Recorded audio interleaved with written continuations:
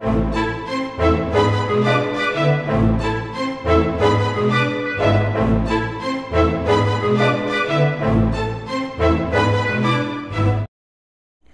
everybody, this is Sherry at djsundry.blogspot.com, and I am so excited to be with you and doing a short two-part series. This is the first video of, and I'm hoping that by tomorrow or so the second part will be up. And this is all about how do I store my stamps. Now, this is a work in progress. I have tried different things back and forth. I've watched lots of YouTube videos, and this is what I found I think is going to work for me, at least for now. I know it can change. So like many of you, I have gone to where I rarely purchase a wood mounted stamp any longer. I buy mostly clear mount, the cling mount, or the true cling mount with the gray backing, because it's less to store, less expensive. It's just been a better option for me. So, but I have a hard time trying to find my stamps. And so I had decided I needed to get organized. So like I said, I watched a lot of YouTube videos. I asked the design team over at 3 Girl Jams, how do they store their stamps? Because I was curious. And this is kind of a combination of things that I've seen from different places, and I've tailored it to fit my own.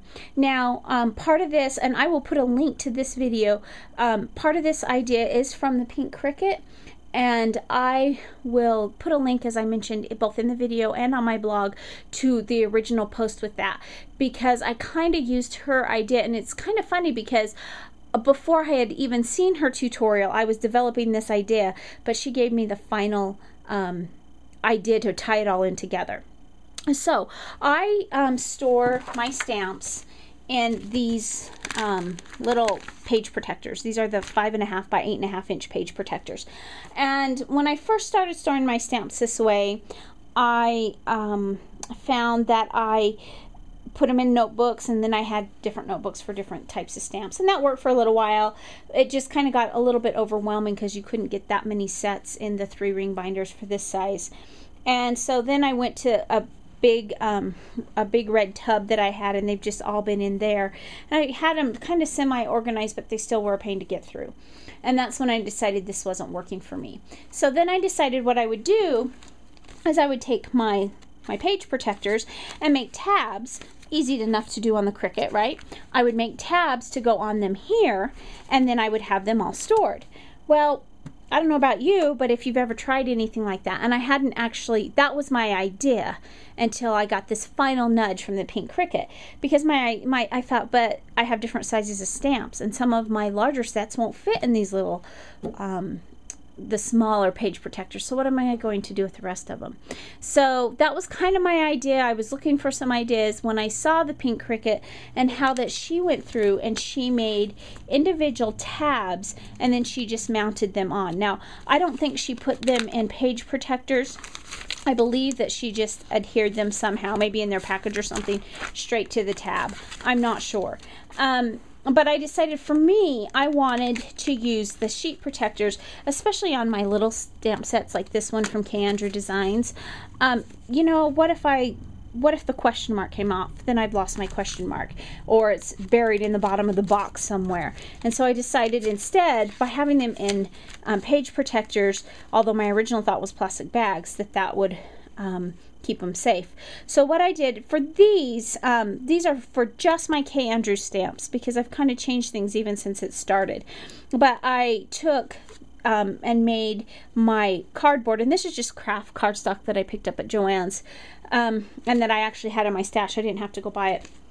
But I picked up the cards and I cut them so that the whole stamp set would fit on it in the page protector. And then I stapled my page protector to the back of the card. So if they have the card, I'm leaving the card with them. If it's in good shape and what have you, like my K. Andrew Designs, just because it's just easier for me to do that. If it doesn't have a card, which not all of my K. Andrew Design stamps do have cards, because you may have known that towards the end of, before she started clearancing her stamps, she to save on packaging and to make them a little bit more green, she quit doing the paperwork, and it was just the stamp set. So I stapled that on, and then I went into the craft room and I used from my kitchen to design these tabs. Now I'll show you in a minute the finished part of this, and you'll see that I designed 3 different kinds of tabs. I don't know the sizes off the top of my head, because what I did is I made it to fit my needs, and that's what I would encourage you to do. Make it the size you want, the colors you want, the shapes you want to fit your needs. And so what I'm doing here is just getting my glue down. This one is one that had come up, and then I already know this one, it goes in the middle because of the shape of the tab, I'm sorry. And so that's, I'm just going to adhere that there and there, and then we've got coffee and tea for you and me. So there's that. So I'm just going to go off camera just for just a second while I'm putting this in. Coffee and tea for you and me goes right there. And then I'm going to show you my box. Now, I said that this has kind of evolved. I originally was going to keep all of my K. Andrew design stamps in a separate basket, and honestly I probably will go back to doing it in a separate basket eventually, but for now it fits my space best to have them all together, plus these slip and slide around. So what I have in the front are these are all the purple tabs here, or the lavender tabs, are the K. Andrew design stamps. They're in alphabetical order, and again, they're all this uniform size, so they all fit in here nicely. Then when you go back a little bit further, the next 2 sections, the pages are the same size. Now, even though this would have fit with the smaller one, because I was planning to store all of these together, I found that if everything's a uniform size, it looks neater. I think it's easier to thumb through and find what you need. These yellow and craft tab ones, these are all my Tim Holtz sets. And so when we come back a little bit further, let me find, this is a Tim Holtz set that I picked up on the internet used. And obviously this wouldn't fit in my tabs this size. This is one of my bigger ones, and this is when I started looking for Ziploc bags or something, and it was late in the day and I really didn't want to battle Walmart for gallon size bags, so I stopped at Joann's thinking maybe there would be some type of a craft bag, and I couldn't find one. And then I got to thinking, well, I could use regular 8.5 by 11 sheet protectors. So what I did is I got my sheet protector and I trimmed it. It's at 9 inches from the base of the seam to the top, and I just took my paper trimmer and it trimmed beautifully. And then for the sides, because obviously I didn't want to cut the side off, and obviously this isn't 8.5 inches wide, I think these are about 7 inches wide. So what I did on the side, and I'll just flip this over to the back, and I don't know how well you're going to be able to see that, maybe you can, but I just folded it over towards the back and creased it well with my bone folder, and I put strips of ATG to hold it on. And then I stapled it to the top, so now I have my Tim Holtz stamps here. Let me put that back. And so that, even though I have some of the less expensive sets, like what you can pick up at Michael's from the Visual Artistry collection, and then I have some of the larger sets from Stampers Anonymous, it all looks uniform in there, and it's easier for me to keep them from shifting and moving all around. Then in the back, I have all of my miscellaneous sets, Afternoon Muse, and this is still kind of a work in progress because I ran out of the small page protectors.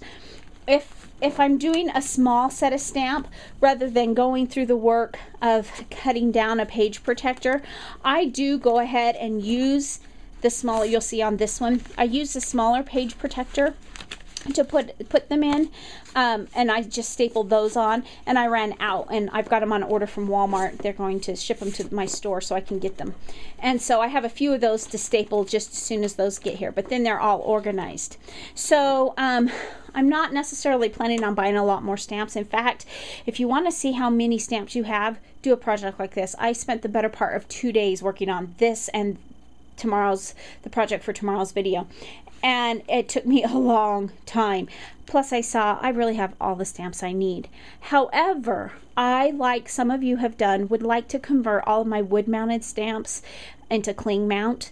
And now the Easy Mount that I use says not to put it in acetate. It's not good for them. It'll actually break down that gray foam from the clean mount. So I did buy some of the large sheets. So I'm not sure yet how I'll do those, if I'll just maybe buy a zipper binder and put all of those in one binder.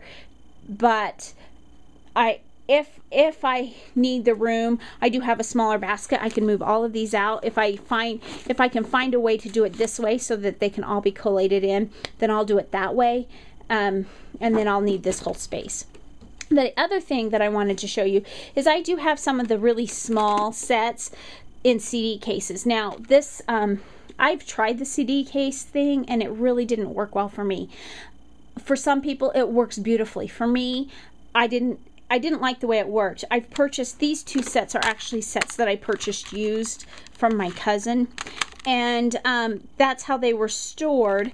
And so I'm going to put those just kind of in the side for now. And then I have, I think, 3 other cases of small stamp sets that I will probably do the same thing with, put them in CD cases, and then I have some that actually won't go in CD cases. They'll be moved back in here. But like the little Studio G stamps, I have gotten away from those and actually have gotten rid of most of mine because it's not a quality that I don't find that I get the clean image that I do with some of the other stamps. They're great stamps for certain things, and I have a few of them that I've hung on to, but for the most part I've gotten rid of most of my little dollar stamps from Studio G and places like that.